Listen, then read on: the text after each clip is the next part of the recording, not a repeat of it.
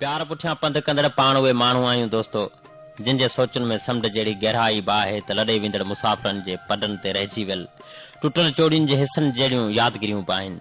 मञूं था त ॾींहं मिड़े ई ॾींहं हूंदा आहिनि, पर पाण खे इहो बि मञणो पवंदो त हर हिकु ॾींहुं हिकु जहिड़ो नाहे हूंदो। अॼोके ॾींहं में जिन अखियुनि दीदूं कयूं से सुभाणे कोन थींदियूं।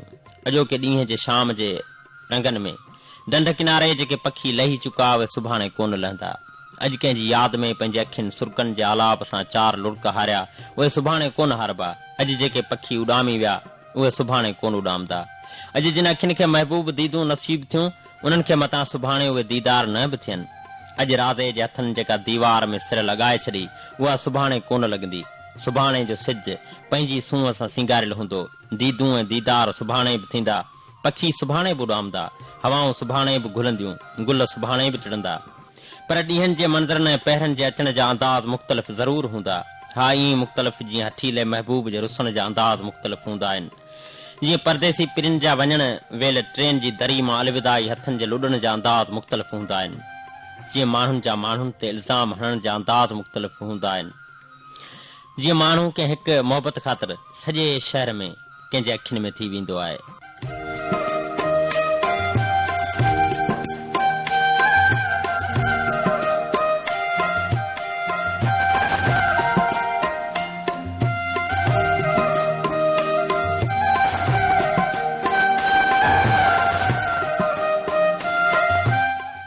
हा, अञा बि घणो मुख़्तलिफ़।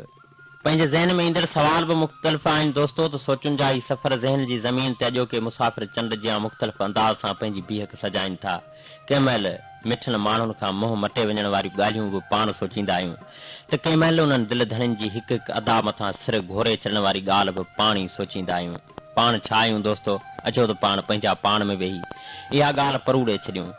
पाण मिटी जा माण्हू ज़रूर आहियूं दोस्तो, पर पंहिंजा मन देराए ते उभरंदड़ चंड जहिड़ा उहे हसीन ऐं माठीना ऐं निमाणा आहिनि, जिन खे पसंद सां हज़ारे अखियूं सवें यादगिरियुनि में गुम थी वेंदियूं आहिनि। वक़्तु जंहिंजे पांध में पाण सभई हरीरुनि जीअं ॿधल आहियूं, उहो वक़्तु मुसाफ़िर पाण सभिनी खां अॼु तक़ाज़ा करे थो। भले सिज उभरी ऐं लही वञनि, भले रातियूं रमदे वक़्त जा समूरा पल सदियुनि जी सेज ते सुहागण जियां सुम्ही पवनि, पर पाण कंहिं वाट ते का लाट जलाइण लाइ रातियूं जाॻूं था, इहो कूड़ न आहे। मिटी मुठ जो कसम आहे दोस्तो, त मिटी मुठ मां ठहियल पाण उहे मिटी जा माण्हू आहियूं, जेके मिटियूं माइटियूं बि मल्हाए ॼाणूं था, त नीह नाता बि निभाए ॼाणूं था।